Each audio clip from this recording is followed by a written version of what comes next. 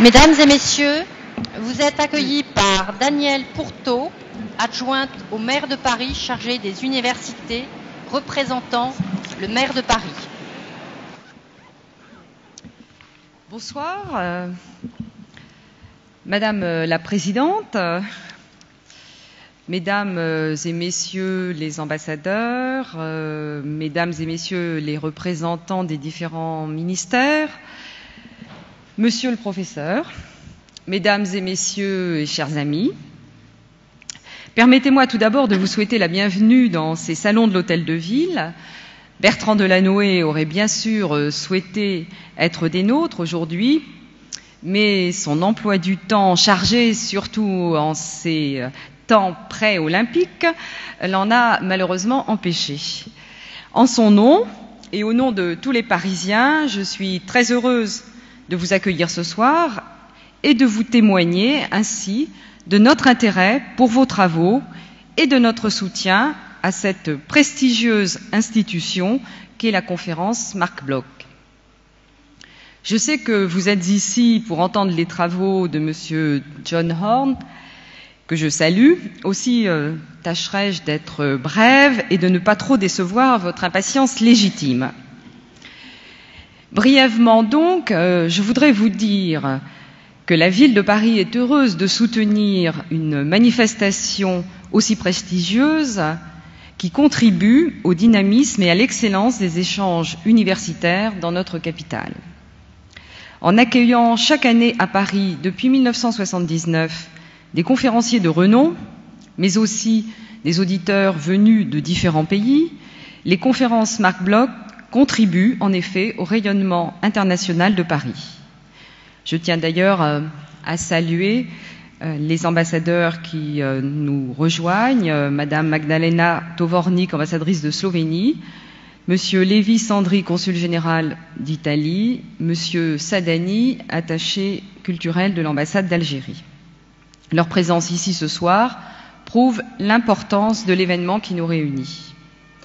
Faire en sorte que Paris reste un pôle universitaire mondial est une ambition que nous partageons en effet et à laquelle nous essayons également de contribuer.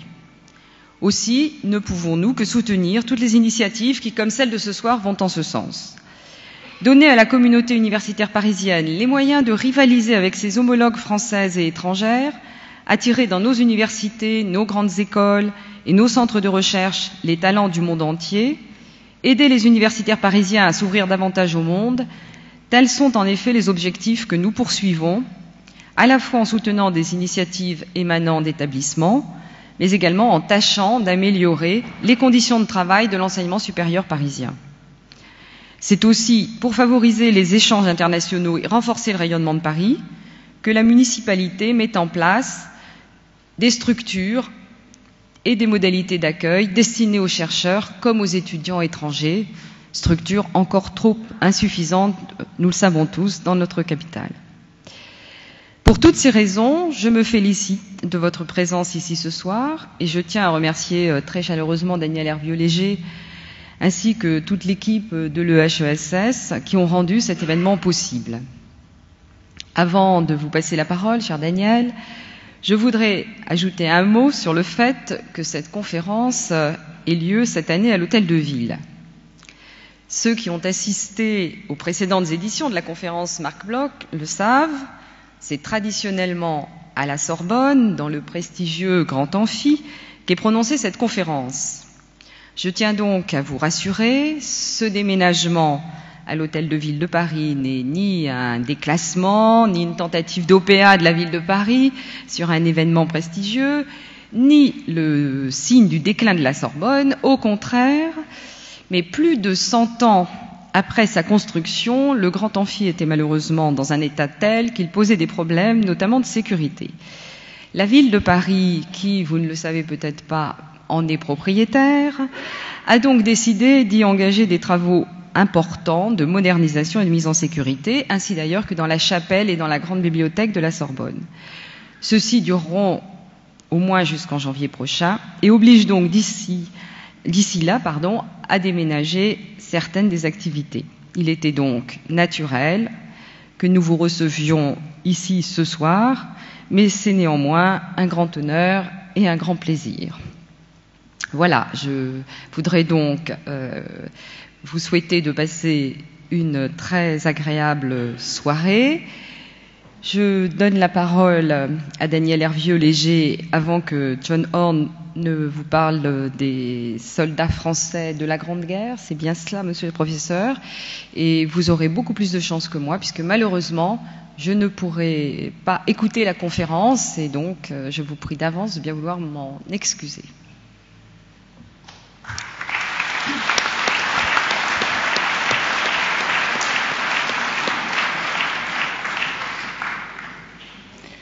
Madame le maire, chers collègues, chers amis, je suis heureuse à mon tour de vous souhaiter la bienvenue et de vous dire, au nom de l'École des hautes études en sciences sociales, le plaisir que nous avons de vous accueillir pour cette 21e conférence Marc Bloch.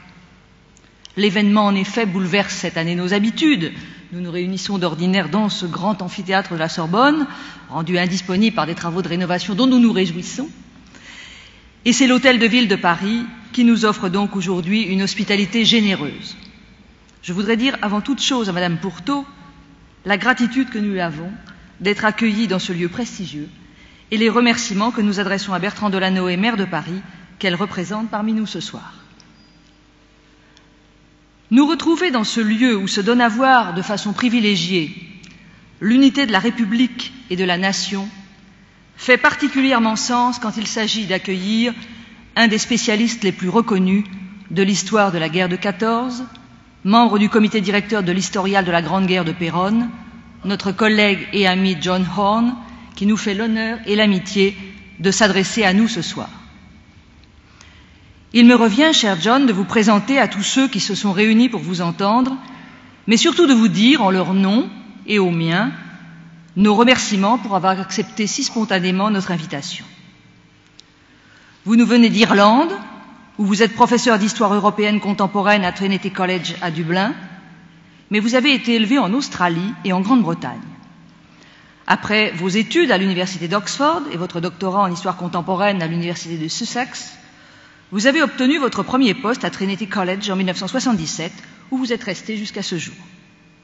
Premier directeur du Centre d'études européennes de 1992 à 1994, vous avez été chef du département d'histoire moderne et contemporaine jusqu'en 2003 et vous avez été élu en 2005 à la Royal Irish Academy. Votre œuvre d'historien est celle d'un chercheur attentif aux propositions formulées dans un spectre large des sciences sociales. Et vous y êtes devenu du coup un interlocuteur régulier de nombreux historiens dans l'ensemble de l'Europe et aux États-Unis. Cette surface d'intervention particulièrement ample tient aussi à la façon dont vous nouez ensemble enquête sociale, réflexion politique et critique culturelle. Parmi les liens nombreux que vous entretenez avec des institutions étrangères, avec l'Institute for Advanced Studies de Princeton, avec le Center for Historical Research de Rutgers University, il y a ceux, intellectuels et amicaux, qui vous lient de longue date à l'École des hautes études en sciences sociales. Récemment encore, nous avons fait ensemble l'expérience des grandeurs et aussi des pesanteurs, il faut le dire, qui s'attachent à la construction d'un espace européen de la recherche, dont vous témoignez au plus haut point qu'il est désormais devenu le cadre naturel de nos entreprises scientifiques. Vous êtes un spécialiste de l'histoire française et européenne du XXe siècle, et l'auteur en particulier, parmi une abondante production, d'une remarquable histoire comparée du mouvement ouvrier pendant la Grande Guerre en France et en Angleterre, paru en 1991. Vous avez dirigé un ouvrage sur De Gaulle et la France du XXe siècle, publié en 1994. Plus récemment, vous vous êtes attaché, dans un ouvrage paru en 1997, à l'étude des processus de mobilisation et de démobilisation culturelle, une étude qui éclaire d'un jour véritablement neuf l'entrée et la sortie de guerre des sociétés au XXe siècle. Mais c'est à votre dernier livre paru, German Atrocities, 1914, The History of Denial, que je voudrais m'arrêter un instant. Non pas seulement parce que ce livre a été couronné par le prestigieux prix Frankel décerné par l'Institut d'histoire contemporaine de Londres en 2000, pas seulement non plus parce que sa traduction en français va être publiée cette année, mais parce que ce livre reprend pour la première fois le programme proposé par Marc Bloch dans son célèbre article de 1921 dans la Revue de Synthèse, article dans lequel il en appelait à une étude des fausses nouvelles de la guerre, à une étude des rumeurs qui façonnent, pour leur part, l'imaginaire collectif des guerres contemporaines. Avec Alan Kramer, avec qui vous co-signez cet ouvrage, vous étudiez à la fois les atrocités réellement commises par les troupes allemandes dans les 3 premières semaines de la guerre sur les populations civiles, françaises et surtout belges, et le poids symbolique et politique de ces 6500 morts au regard d'une guerre qui en fit 10 millions. En étudiant la façon dont les horreurs fantasmées se sont greffées sur les faits réellement commis et en ont recomposé la mémoire, vous ouvrez une réflexion très forte sur le statut de la vérité en histoire, l'administration de la preuve et les usages négationnistes toujours possibles du difficile métier d'historien. Cette réflexion exigeante fait résonner des interrogations sur les bruits de la guerre, auxquels l'actualité la plus présente, répercutée par les médias jusqu'aux extrémités de la planète, donne un écho particulier. Ce soir, c'est à un retour sur l'expérience des soldats français de la Grande Guerre que vous nous invitez. Invitation on ne peut plus opportune, en ces temps où les incertitudes de l'avenir et les peurs qui leur sont associées obscurcissent la conscience de l'immense victoire sur un passé saturé de guerre dont l'Europe, avec toutes ses faiblesses présentes, est avant tout porteuse. Recevons donc comme un signe que cette invitation nous soit adressée par un collègue venu d'Irlande, pays qui porte haut, en ces temps de doute, une puissante et communicative dynamique européenne. À ce titre aussi, mon cher John, votre présence honore l'Assemblée venue vous écouter ce soir et qui vous rend hommage.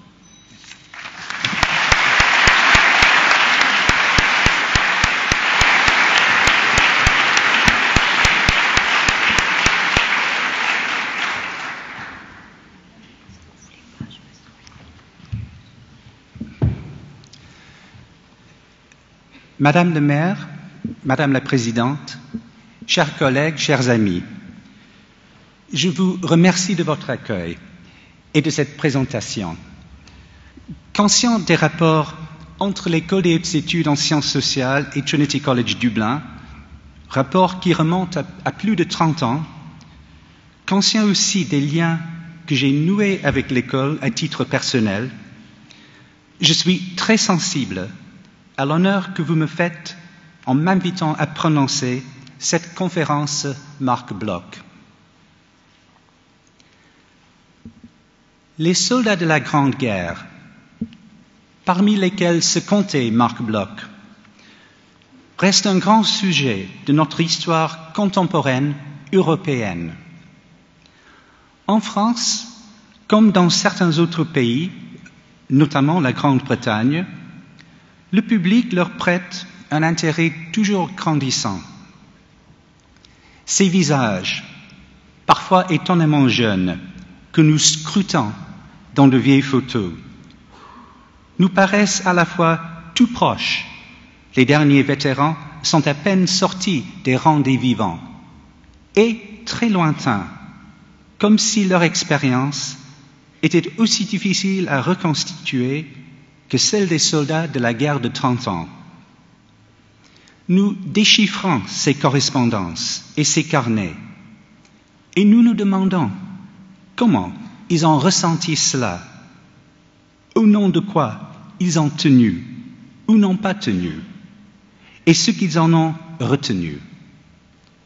Mais les réponses restent énigmatiques, car les combattants de la Grande Guerre ont initié le XXe siècle à un cycle de violence, tant idéologique que physique, qui est à peine résolu. Le monde change dans leur sillon. Conscients de cette transformation, les anciens combattants dominent pendant longtemps le récit de leur propre expérience. Les historiens s'y penchent plus tardivement, avec des sources nouvelles, sans que le flot de témoignages publiés s'estompe. En même temps, la gamme des interprétations s'élargit.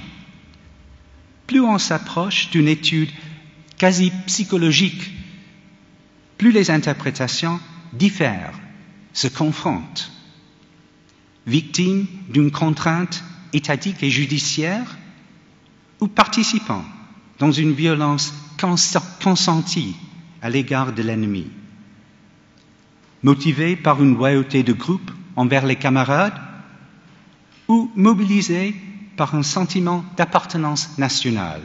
Les hypothèses abondent sans forcément se contredire. Je n'ai aucune prétention de résoudre ces questions ce soir, même en me limitant aux 8 millions des soldats français. Je propose plutôt de changer l'objectif afin de réfléchir sur certains cadres d'analyse susceptibles, j'espère, d'illuminer le vécu de ces hommes. Il s'agit de l'expérience, de la mémoire et des rapports tissés entre elles par le langage. Ici, je pense à Marc Bloch, l'historien, qui a nourri de son expérience de soldat de la Grande Guerre toute une réflexion sur la subjectivité humaine qui infuse ses travaux de médiéviste. Pour l'historien, l'expérience est aussi importante que la mémoire, même si elle a reçu moins d'attention ces dernières années, la mémoire étant devenue un sujet de prédilection. Sans trop partir dans des élaborations théoriques, il faudrait identifier quelques-unes des complexités de l'expérience qui, naturellement, vont bien au-delà d'une réaction envers un événement extérieur, aussi implacable soit-il qu'un éclatement d'obus ou qu'une rafale de mitrailleuse. Faire une expérience présuppose une anticipation de l'avenir, même si elle est l'inverse de l'événement qui arrive. Faire une expérience exige aussi de la mémoire, car en dehors des cas de mort ou d'amnésie, le cerveau travaille tout de suite l'expérience par récollection, si bien que la mémoire fait vite partie de l'expérience. Ce qui se vit dans un présent fugace s'inscrit alors dans une structure temporelle. Et il y aurait lieu d'explorer cette temporalité, me semble-t-il, dans le cas des soldats de 14-18. L'expérience se formule aussi et se communique. Elle se formule au niveau de l'acteur, par les sentiments qu'il éprouve et les explications qu'il s'en donne. Elle se communique par les récits qu'il en fait aux personnes avec qui il est en contact. Ainsi, la pensée et le langage sont indissociables de l'expérience une fois l'homme sorti de la première enfance. Bien sûr, tout n'est pas dit, même à soi-même. La narration est semée de silence et d'occultation. Dans le pire des cas, elle est bloquée par le mutisme. Mais avec le temps, et sous forme d'une mémoire distanciée, le langage récupère souvent ces aspects refoulés de l'expérience, tout en supprimant d'autres. Étudier des sources d'ordre personnel veut dire ausculter ces rapports entre expérience, narration et mémoire. En ce qui concerne les soldats français en 14-18, tant les sources orales manquent, pas de magnétophone à l'époque, tant les sources écrites abondent. La classe la plus âgée de la réserve de l'armée active, mobilisée en 1914, celle de 1896, a 6 ans en 1882 et fait sa scolarité à l'école Jules Ferry.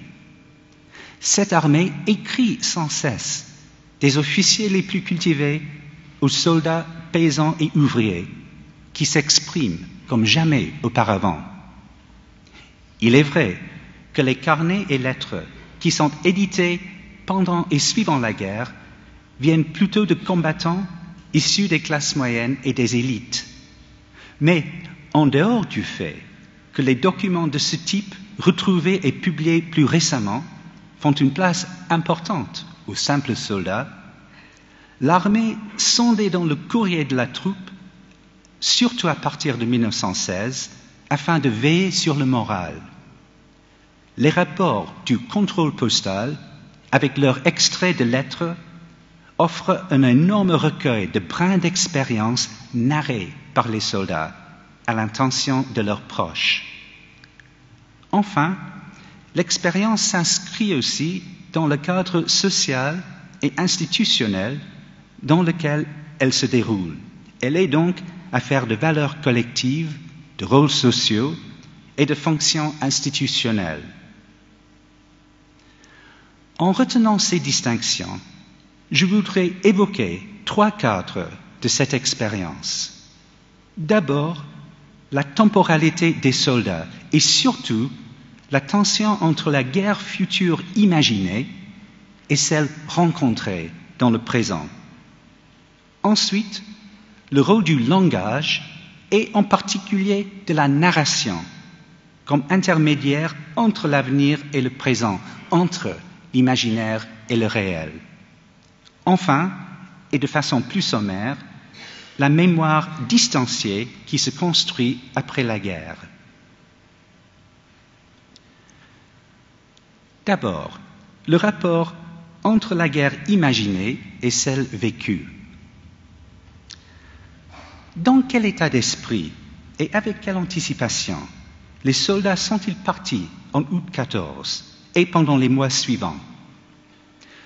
Sans réponse à cette question, il est difficile de mesurer l'impact subjectif de leur rencontre avec la guerre réelle, c'est-à-dire avec des conditions de bataille bien plus meurtrières que celles prévues.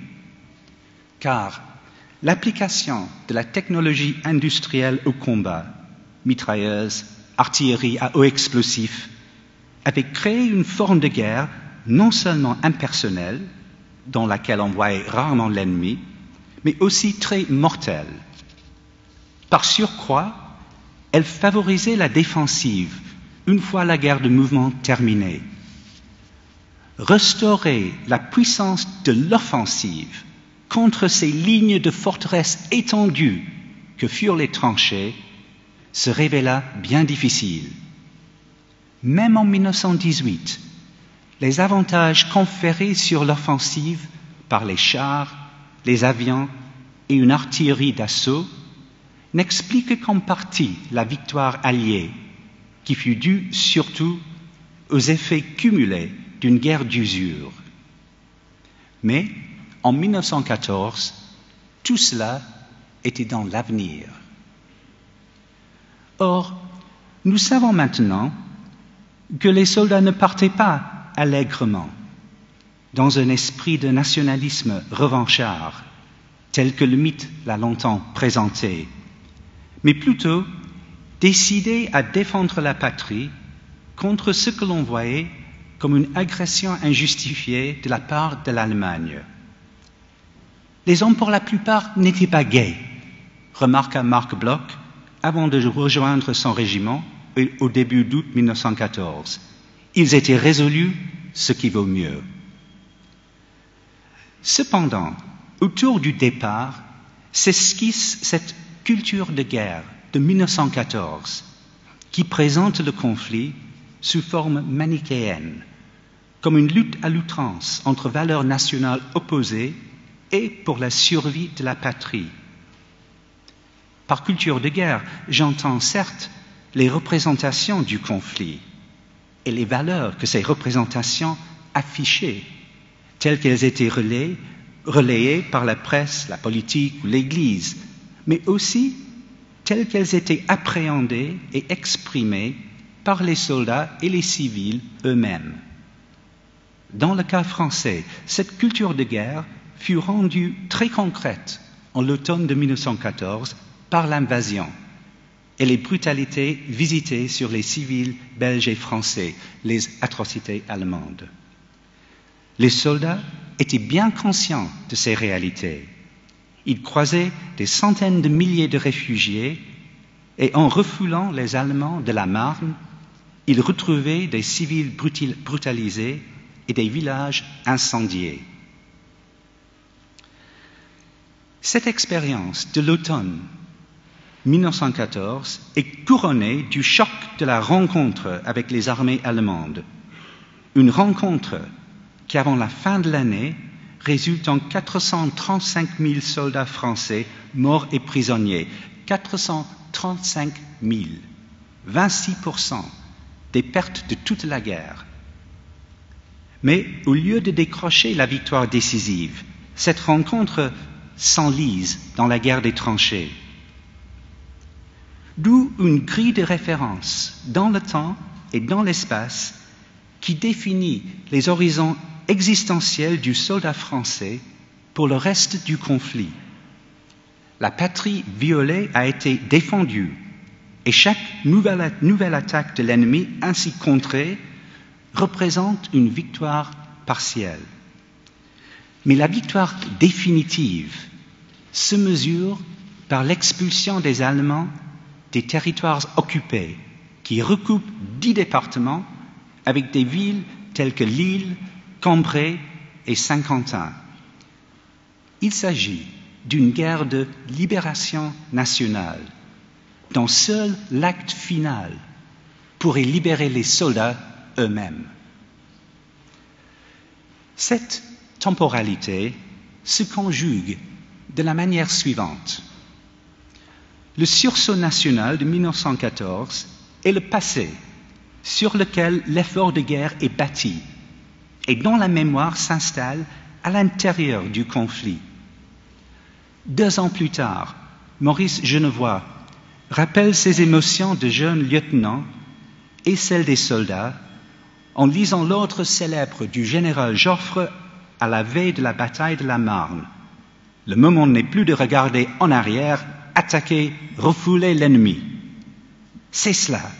J'avais ressenti cela, et mes hommes, et nous tous, à qui on n'en avait rien dit. Nous avions ces paroles en nous. Ils étaient notre raison d'être et notre volonté. Sans savoir que de ces jours poignants dépendait le salut du pays, nous avions fait dans la joie tout le sacrifice. Donc Maurice Genevoix écrivant en 1916. Et en 1915, Marc Bloch, dans une lettre écrite au cas où il serait tué, déclare que ceux morts pendant la retraite en 1914 étaient à plaindre, mais que lui serait mort sûr de la victoire. Le présent, par contraste, consiste dans la guerre des tranchées qui s'éternise. En fait, il se vit à 2 temps. Le premier consiste en une logique défensive, dont le but est précisément de limiter les pertes et de se protéger contre les violences de la guerre. Maîtriser cette guerre-là veut dire assurer sa survie quotidienne.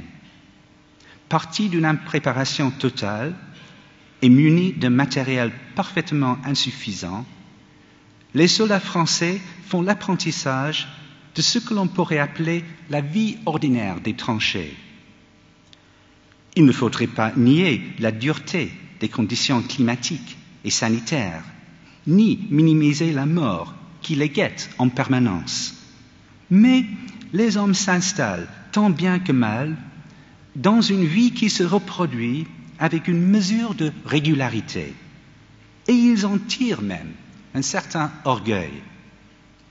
Avec l'accumulation d'armes toujours plus puissantes, avions, artillerie lourde, ou adaptées au combat des tranchées, grenades, obusiers, ils s'acquittent de leur première tâche, maintenir la défensive.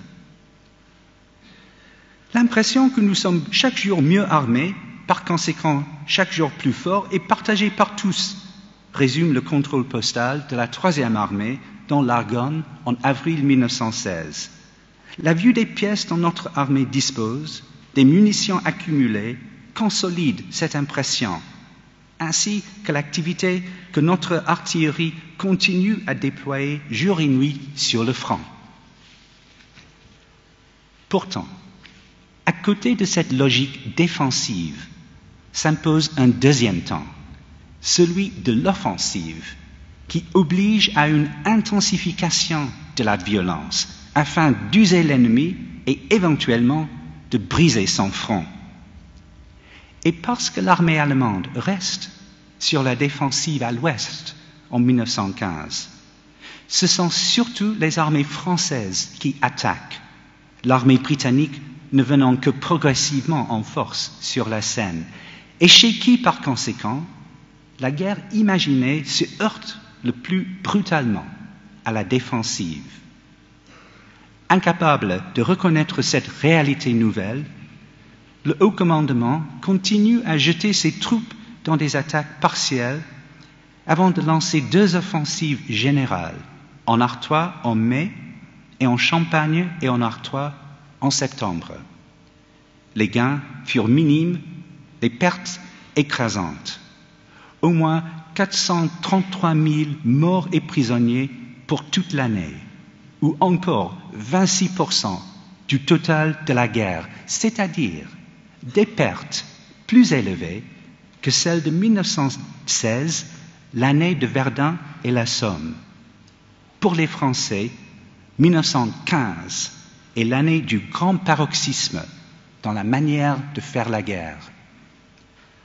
En ce sens, les soldats français font les frais des illusions de leurs propres généraux, Joffre en premier, par rapport à la doctrine de l'offensive. Et il n'est en rien surprenant si leur correspondance, telle qu'elle nous parvient de ce temps avant le contrôle postal, regorge d'expressions de choc et d'affolement devant la violence de cette guerre imprévue. Nous avons passé une semaine terrible, écrit le soldat Marcel Papillon à ses parents en avril 1915 de Bois-le-Prêtre, où se prolonge une offensive partielle. C'est honteux, affreux. C'est impossible de se faire une idée d'un pareil carnage. Jamais on ne pourra sortir d'un pareil enfer. Les morts couvrent le terrain, Boches et Français sont entassés les uns sur les autres dans la boue. Nous avons attaqué 2 fois et gagné peu de terrain, qui a été en entier arrosé de sang. Enfin, il ne faut pas désespérer, on peut être blessé. Quant à la mort, si elle vient, ça sera une délivrance. Seulement, à leur manière, les soldats partagent les illusions des généraux. Ils sont pris eux aussi dans l'engrenage d'un avenir qui semble passer implacablement par la grande offensive libératrice. L'espoir que cette fois-ci on en finira, qu'enfin s'écrouleront les lignes allemandes, se renouvelle continuellement, alternant avec le noir désespoir par rapport à une percée impossible. Ce même Marcel Papillon, qui observe de loin en septembre 1915 les offensives jumelées en Champagne et en Artois, griffonne une carte à son frère, Lucien, qui y participe, pour faire « ça barre fort vers toi en ce moment. C'est le grand coup, ça sera peut-être la fin. » Le lendemain, il note que « on nous a lu une sorte de proclamation adressée aux armées par le général en chef, nous faisant savoir que l'heure décisive était arrivée et qu'il fallait donner l'effort suprême. » Et Lucien, son frère, blessé et remarquant bien naturellement qu'il se trouvait mieux à l'hôpital que dans la bataille, raconte néanmoins à ses parents la réussite supposée de l'attaque.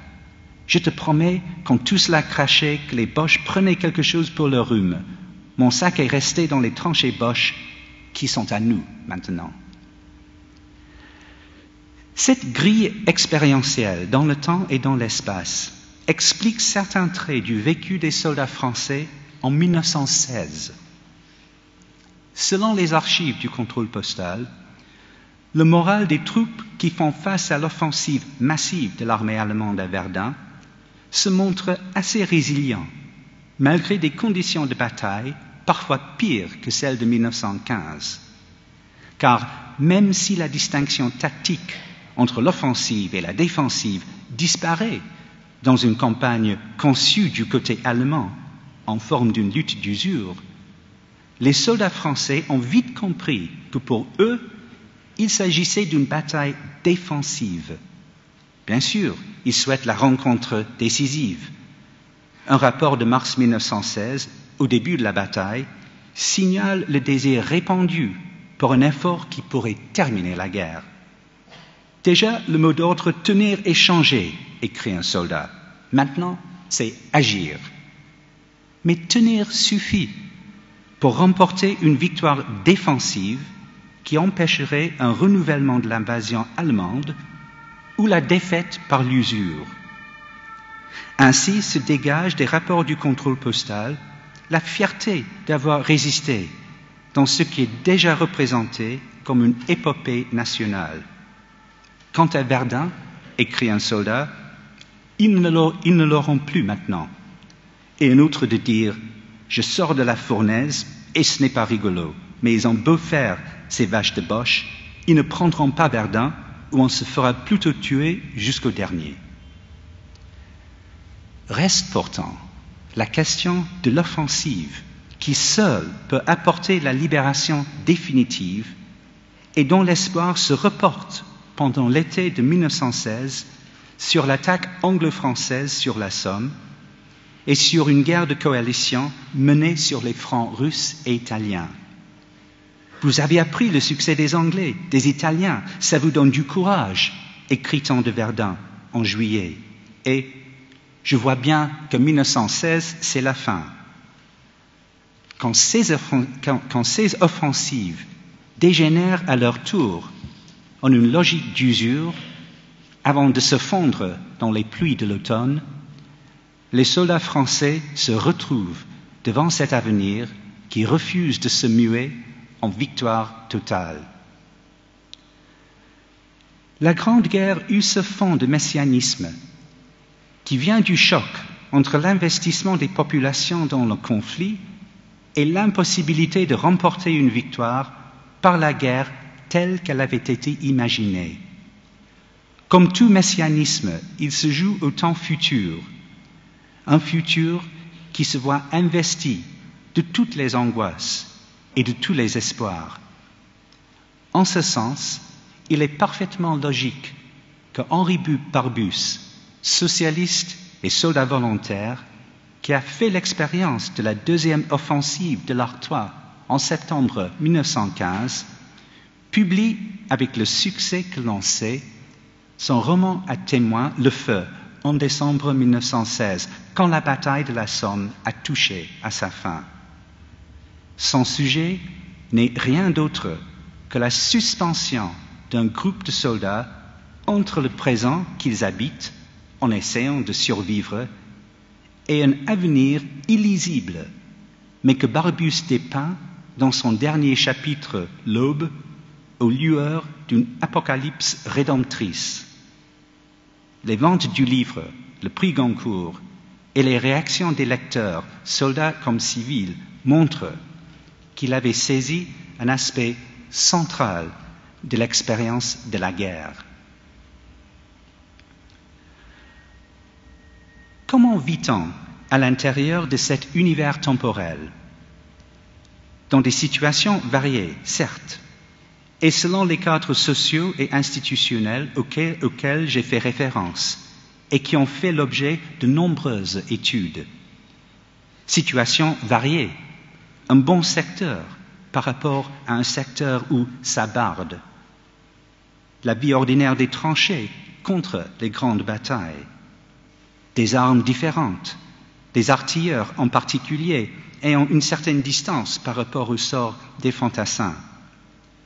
Divers cadres institutionnels et sociaux aussi.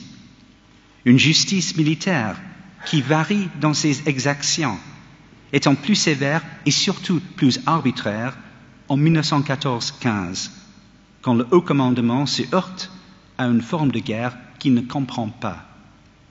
Mais aussi des formes de reconnaissance militaire, les médailles, les citations, qui sont censées entretenir des notions de devoir. Et au-dessus de tout, les rapports avec l'intérieur, qu'ils soient négatifs, la haine de l'embusqué, du profiteur de guerre, ou positifs, l'intimité conjugale et familiale, et le souvenir de la vie antérieure dans le civil. Tout cela structure l'expérience des soldats. Mais cette expérience se formule aussi, et surtout se communique. Ce qui m'emmène à mon deuxième cadre d'analyse, qui est le rôle du langage par rapport à la violence de la guerre et la difficulté qu'éprouvent les soldats de concilier cette violence avec une vision du conflit comme possédant une certaine rationalité, c'est-à-dire capable d'être gagné, et comme quelque chose dont ils pourraient espérer sortir vivants. Bien sûr, les narrations que font les soldats sont multiples, comme les cadres sociaux dans lesquels ils les font. On ne dit pas à ses camarades la même chose qu'on écrit à ses proches, ou qu'on leur dit quand on a enfin une permission.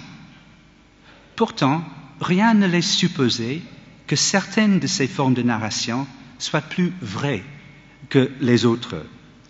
On peut très bien écrire des choses à ses proches qu'on ne dit pas, du moins de la même manière, à d'autres soldats. Par exemple, une attaque que l'on a faite ou subie. De même, on pourrait s'autocensurer dans une lettre sur certains thèmes, par exemple sexuels, sur lesquels on ne se retiendrait pas sur le front. Chaque stratégie de narration a sa cohérence et sa valeur. Mais parce qu'il reste peu de traces des récits oraux faits par les soldats entre eux ou en permission, c'est surtout la correspondance qui nous renseigne sur le rôle de la narrativité utilisée par les soldats pour ordonner leurs expériences, y compris celle de l'extrême violence du combat. Prenons un exemple. En 1916, l'historien Louis Madelin est affecté en lieutenant à la 2e armée au secteur de Verdun. Là, il rédige une série de rapports de contrôle postal qui tracent les liens entre les événements militaires et le vécu des soldats. Le 21 juillet, la 71e division descend de Verdun après 2 semaines passées près du fort de Vaux, où elle a subi, je cite, de sévères bombardements et de violentes attaques. Madelin contrôle la correspondance et trouve une lassitude physique et morale inquiétante. Les soldats avaient survécu avec 3 litres d'eau chacun et quelques boîtes de viande, du singe, en argot de poilu. En plus d'une fatigue extrême, beaucoup se plaignaient de cerveaux ébranlés par le bombardement et de maux provoqués par les gaz asphyxiants. Verdun est devenu littéralement un lieu d'horreur, résume Madelin. Il y a à son endroit une sorte de phobie dans la troupe. Enfer, fournaise, calvaire. On l'a surnommé place de la mort. On peut appeler Verdun un gouffre d'hommes, écrit un homme. Et un autre d'ajouter, tout de même, nous voilà sortis de cette boucherie. Et un autre, la nuit du 19 au 20 juillet, eh bien, c'est le plus beau jour de ma vie, car nous avons été relevés de Verdun. Nous sommes sortis de l'enfer. En fait, Madeleine observe des hommes désorientés, qui souffrent d'un état de traumatisme. Mais ceci ne dure pas. 5 jours plus tard, un deuxième sondage effectué par Madelin, en raison du bas moral de la division, révèle les débuts d'une narration qui ordonne et rend compréhensible l'expérience récente, avec des valeurs implicites, virilité, courage, héroïsme, qui relient l'épisode au but de la guerre. Selon Madelin, je cite, « On commence avec le recul à considérer ces jours d'épreuve d'un œil moins tragique. Il est vrai que nous avons perdu du terrain et que nous l'avons repris. Nous avions même notre colonel qui était prisonnier et nous l'avons dégagé, écrit un soldat, tandis qu'un lieutenant refuse que sa femme le voie en héros, remarquant « Tous mes hommes ont fait leur devoir et beaucoup même ont fait davantage et n'avaient pas besoin ni de mon exemple, ni de mes exhortations. Malgré la persistance d'un courant de désarroi dans les sentiments, Madeleine conclut que le cauchemar qui opprimait encore les esprits il y a 5 jours s'estompe. Il reste une fierté encore accompagnée d'honneur. De manière plus générale, les narrations épistolaires ou autres permettent aux soldats de négocier l'expérience de la guerre en tenant compte, certes, de leurs interlocuteurs. Par exemple, les pertes. Les soldats donnent souvent à leurs correspondants une estimation du nombre de soldats français perdus dans une action, parfois avec une glose pessimiste, mais parfois avec une surestimation des pertes ennemies, comme s'ils avaient intériorisé la guerre d'usure, ou la prépondérance de la défensive. Les soldats sont capables de manifester une satisfaction qui tourne parfois en exultation par rapport à l'anéantisme d'une attaque ennemie, sans évoquer les implications pour eux du cas réciproque. Ou les fausses rumeurs de victoires mirifiques ou de la famine chez l'ennemi, rumeurs qui portent de l'espoir. On cherche surtout à donner aux souffrances une justification en termes d'utilité militaire, sinon de valeur plus élevée. Nous retrouvons presque tous ces éléments dans une lettre écrite à sa fiancée par André Kahn, jeune avocat et brancardier, qui fait l'expérience d'une contre-attaque ennemie lors de l'offensive dans l'Artois en mai 1915. Je cite. « Une attaque Boche.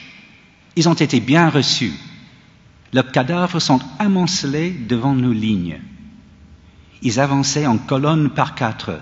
Les canons de 75 et nos mitrailleuses en ont fait de la bouillie. Hélas, ils ont bombardé intensément nos tranchées. Toute la nuit, nous avons pansé nos braves poilus. Des officiers sont tués, parmi eux le capitaine Dunant, à demi écrasé par une marmite. Il avait été blessé 2 fois, décoré de la Légion d'honneur. Il est mort bêtement, dans un trou, après 6 mois de privation et de souffrance. Mais ne songeons qu'à une chose. Des milliers de Boches, solides, dispos, enthousiastes, ont été arrêtés, fauchés, par des hommes peu nombreux, certes, mais affermis par le désir de la victoire et la haine de l'ennemi. » Fin de citation. Kahn se réjouit de la puissance du feu français qui massacre l'ennemi et réaffirme le but primordial du conflit d'expulser les Allemands du pays. Pourtant, l'artillerie allemande pulvérise non seulement les positions françaises, mais l'héroïsme conventionnel, avec la mort du capitaine Dunant. Et en prenant l'efficacité de la résistance française, Kahn ne peut pas imaginer l'impact d'un acharnement pareil chez l'ennemi lors de la reprise de l'offensive française sans subvertir sa propre idée de la guerre. Ce qui est chose faite 2 semaines plus tard, quand le régiment prend enfin son objectif au prix de lourdes pertes. « J'ai soif de victoire éclatante, déclare-t-il. Il me faut une avance d'au moins 4 kilomètres pour que je crie victoire. La prise d'une pauvre petite tranchée m'impatiente, c'est idiot. » Cet espace, à la fois expérientiel et linguistique, entre l'imaginaire et la réalité, se remplit d'émotions et de valeurs qui déterminent en grande partie la manière dans laquelle on la vit et la communique à d'autres. Ferveur religieuse et politique, patriotisme, fidélité aux camarades, haine de l'ennemi ou indifférence envers celui-ci, esprit de révolte ou simple désir de survivre, tous ces comportements qui, eux aussi, ont fait l'objet d'études importantes, s'expriment dans les récits. Mais, en ce qui concerne le caractère inéluctable de la violence de guerre, l'essentiel se joue sur la capacité des langages qui en résultent à donner un sens, une justification aux souffrances des soldats et à leur mort possible.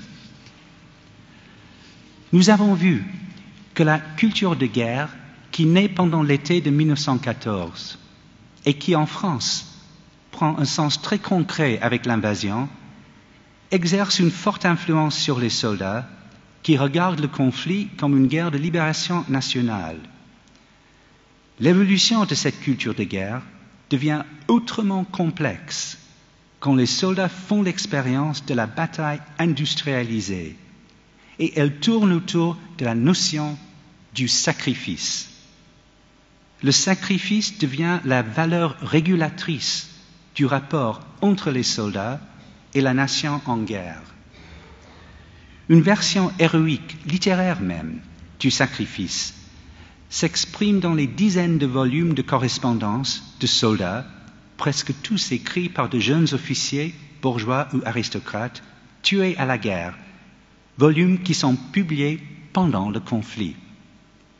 Ce qui surprend dans cette littérature patriotique, c'est l'omniprésence de la violence et de la déshumanisation due à la guerre, comme si cet aspect de la guerre ne faisait pas de doute pour le public ni pour les éditeurs. Mais il est contrebalancé par la volonté de vaincre. La tension entre les deux dimensions s'exprime, on ne peut pas plus clairement, dans un volume qui était le best-seller du genre.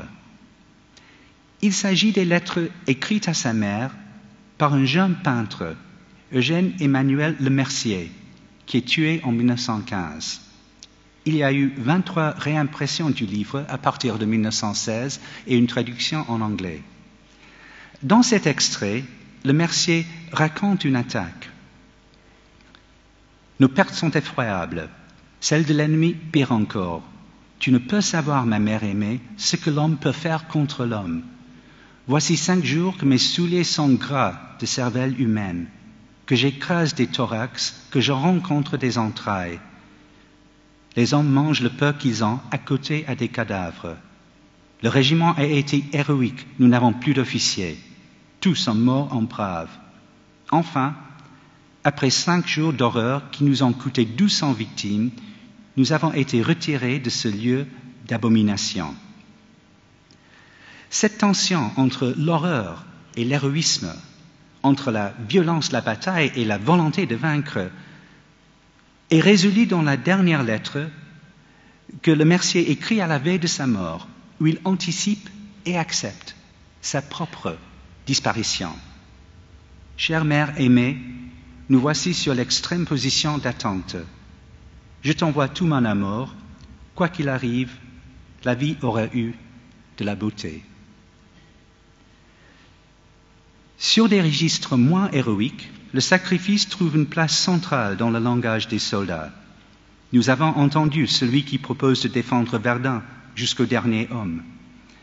Avec un fatalisme plus traditionnel, un métayer des Landes, Germain Cusack, et on décrit à sa femme les fosses communes des champs de bataille. Je cite, « Parfois, il y a plus de 50 morts ensevelis dans un trou avec une croix. » Conclut, « Il ne faut pas que cela vous émotionne, il faut se résigner à tout. » Et un caporal du 74e régiment d'infanterie d'écrire « En ce qui me concerne, je me suis décidé d'aller jusqu'au bout, faisant de grand cœur le sacrifice de ma vie. » Un contrôleur rapporte pour l'ensemble de la 7e armée en avril 1916 que malgré les pertes lourdes et, je cite, « bien que les survivants eussent vécu dans un véritable enfer, ils avaient conscience que les sacrifices n'avaient pas été en vain. » Cependant, le discours du sacrifice utile était menacé dès le début par la violence de la guerre industrialisée et par l'impossibilité de réussir l'offensive libératrice, ce qui soulevait le lexique du désespoir que nous avons vu, ainsi que le spectre du sacrifice inutile. Madelin note la ténacité de ce langage, toujours minoritaire au moment de Verdun, mais peut-être plus fort qu'il ne le paraissait à cause de l'aspect sensorial du contrôle postal. Ah oui, écrit un soldat, Verdun, c'est le tombeau de l'armée française. Dire qu'il faudra tous être sacrifiés. Et on pourrait considérer la crise du moral qui transperce l'armée française au printemps de 1917 et les mutineries qu'elle provoque, lesquelles impliquent 40 000 hommes, comme le moment où la foi dans l'avenir et le sacrifice assumé chavirent. Bien sûr, les mutineries eurent de causes multiples, même si la première, comme l'a montré dans son ouvrage classique Guy Petroncini, fut un geste de refus de la part des hommes qui eurent participé à la désastreuse offensive lancée par le général Nivelle en avril 1917 sur le chemin des Dames. Certes, la résolution de la crise avait une dimension politique dans la mesure où il s'agissait d'une renégociation de la discipline par des hommes conscients de leur statut de soldats citoyens et sur une base qui excluait des attaques pareilles à l'avenir. Pétain, le successeur de Nivelle, soûl de cette résolution, après une répression judiciaire restreinte mais exemplaire, par de nouvelles tactiques qui respectent cette exigence. Ce qui provoque les actes de désobéissance chez les soldats, qui se trouvent à l'arrière, dans les cantonnements et avec le temps de se raconter la guerre, est la mémoire de l'attaque échouée sur le chemin des Dames et la rumeur d'un renouvellement de l'offensive. Leur cadre temporel en est bousculé. La confiance dans les paroles des généraux et la foi des hommes dans l'utilité de leur propre sacrifice ne se maintiennent plus. Avec l'écroulement des narrations établies, d'autres langages, d'autres termes menacent de redéfinir leur expérience de la guerre.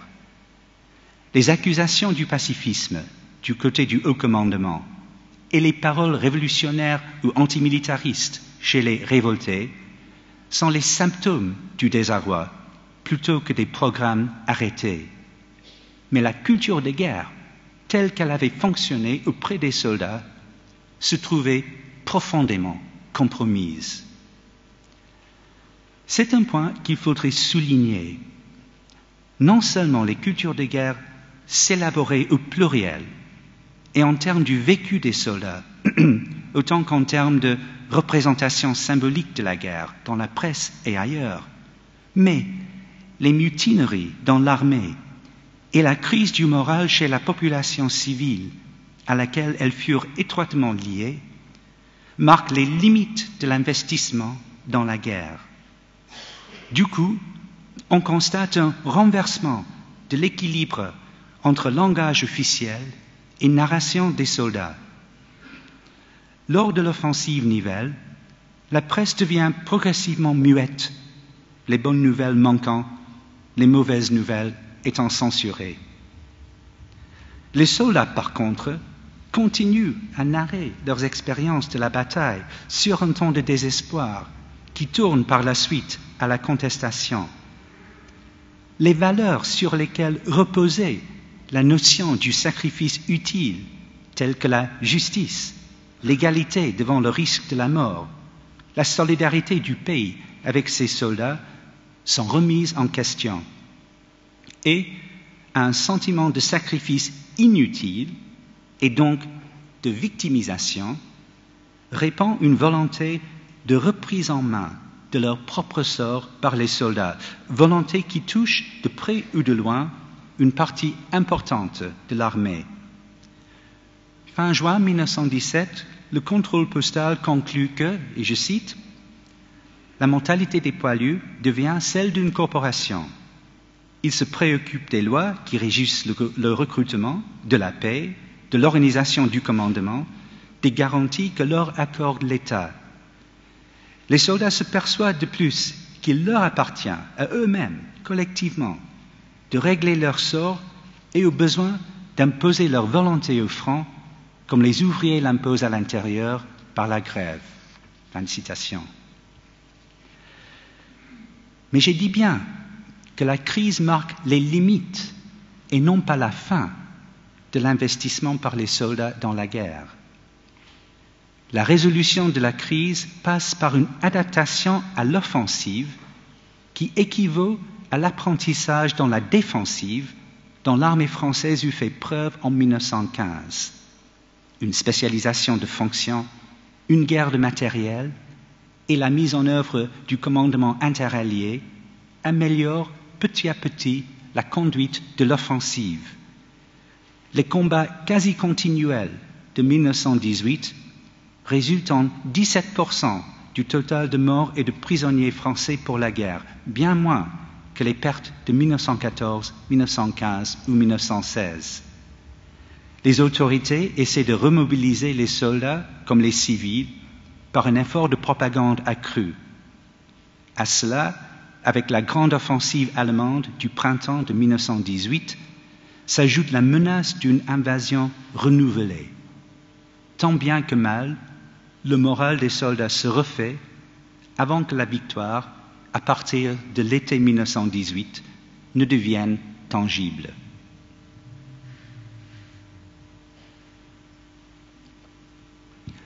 En terminant, je voudrais évoquer un troisième cadre d'analyse de l'expérience combattante, la construction d'une mémoire distanciée une fois le conflit achevé.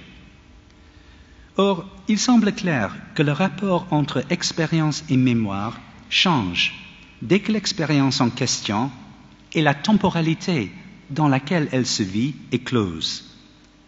Dorénavant, cette expérience devient à part entière un élément mémoriel d'un nouveau présent, d'une nouvelle expérience, dont les préoccupations diverses entrent en dialogue avec le passé.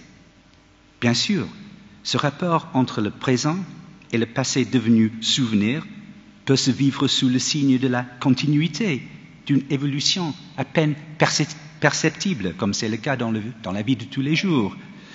Mais dans le cas d'une grande coupure, comme celle représentée pour les soldats de la Grande Guerre par la fin des hostilités et le retour au foyer, il est plus probable que cette transition soit marquée par une reconstruction active de l'expérience comme mémoire selon des procédés explicites. En effet, de multiples espaces se créent dans lesquels les soldats peuvent élaborer le souvenir de leurs propres expériences et des jugements de valeur sur sa signification. Monuments aux morts et commémoration du 11 novembre, réunions associatives d'anciens combattants ou pèlerinage sur les lieux du front figurent parmi les activités dédiées à ce processus. Au niveau de l'individu, une infinité de stratégies se présentent pour aborder ou esquiver le souvenir de la guerre, le deuil des camarades disparus, l'issue du conflit, car retourner en quelque sorte vainqueur, comme en France, n'est pas la même chose que de revenir vaincu, comme en Allemagne. Sans doute les plus assujettis au passé, au point où l'expérience révolue risque de les submerger, sont les grands blessés et les victimes de traumatismes psychiques. Mais la majorité bénéficie d'une marge de manœuvre plus large pour faire face à ce passé, pour en refaire le récit, pour témoigner. Cependant, les reconstructions narratives qui font partie de ce processus sont distinctes de l'expérience originelle, à la fois proches et distanciées. Proches parce que des aspects refoulés ou minimisés du vécu des soldats peuvent être déterrés et adressés, ou peuvent même arriver sans être sollicités. On pense par exemple aux soldats morts que cherche à exaucer Dorgelès en écrivant son roman « Les Croix de bois », publié en 1919. Mais distancié dans la mesure où le récit nettement rétrospectif s'inscrit dans un autre champ d'expérience, dans une autre structure temporelle. On y réfléchit en tant que civil, on l'écrit ou on le dit en connaissance des conséquences des événements décrits, y compris sa propre survie. Les choix de stratégie narrative sont différents de celles faites pendant la guerre parce que leur but est différent. Surtout, on en vient à des jugements de valeur qui sont faits à la lumière d'un épisode terminé, mais dont la signification évolue sans cesse. Ces questions sont soulevées en 1929-1930 par la publication de l'étude Témoin, écrite par l'ancien combattant et critique littéraire Jean Norton-Creux. Norton-Creux se donne pour ambition de statuer sur l'authenticité de l'ensemble de la littérature de guerre publiée par les soldats français, tant fictionnelle que non fictionnelle, et au nom d'une fidélité à leur expérience originelle. Mais si Norton-Creux débusque les faux témoignages en analysant ces textes et donne une exégèse révélatrice de ce qu'il considère authentique, il met les meilleurs soldats écrivains, selon ses propres critères, au service d'un procès de la guerre qu'il monte au nom d'un pacifisme humanitaire. Pris dans l'ensemble, Témoin est important surtout comme un exemple clé de la construction de la figure du témoin moral, celui qui juge rétrospectivement la vérité authentifiée d'une expérience au nom de valeurs éthiques ou politiques qu'il affiche dans le temps présent. L'expérience de guerre du soldat est devenue la mémoire dans une autre expérience, celle de l'ancien combattant, qui la reconstruit et la juge rétrospectivement. Il ne s'agit pas d'une vision de la guerre plus vraie ou moins vraie que celle entretenue lors du conflit, mais seulement différente.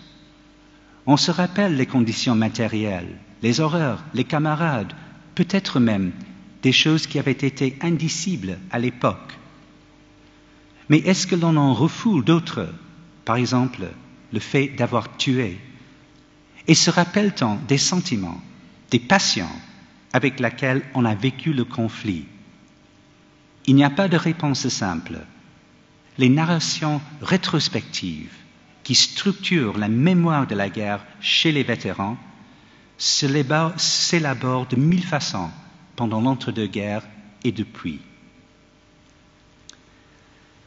Madame la Présidente, chers collègues, j'ai remarqué que les soldats de la Grande Guerre sont un grand sujet de notre histoire contemporaine européenne, mais je n'ai parlé que des soldats français. En effet, il me semble urgent d'adopter une approche européenne à l'histoire de ce conflit, car, malgré son envergure mondiale, la guerre concernait surtout l'Europe. Par conséquent, elle constitue un épisode cardinal pour cette approche européenne à l'histoire de l'Europe qui, malgré les aléas de la construction d'une Europe politique, s'impose plus que jamais comme une tâche intellectuelle de la première importance. La guerre fut commune aux différents pays belligérants. On y apportait des réponses par un processus interactif en apprenant de l'ennemi comme des alliés. Toutefois, plus on s'approche de l'histoire de l'expérience, plus les spécificités nationales semblent peser, ceci à son tour ayant une certaine actualité. Nous avons vu que les soldats français ont vécu la guerre selon une temporalité particulière et au nom de perceptions, de valeurs et de circonstances. Par exemple, l'invasion du territoire national, qui n'était pas forcément pareil dans d'autres pays. Du moins, c'est ce qu'il faudrait établir. Le chemin de cette histoire européenne passe donc par une histoire comparée des cadres de l'expérience nationale, tels que ceux dont j'ai essayé de suggérer ce soir la pertinence pour le cas français. J'aime croire que c'est un projet que Marc Bloch, soldat de la Grande Guerre et comparatiste résolu, aurait approuvé. Je vous remercie de votre attention.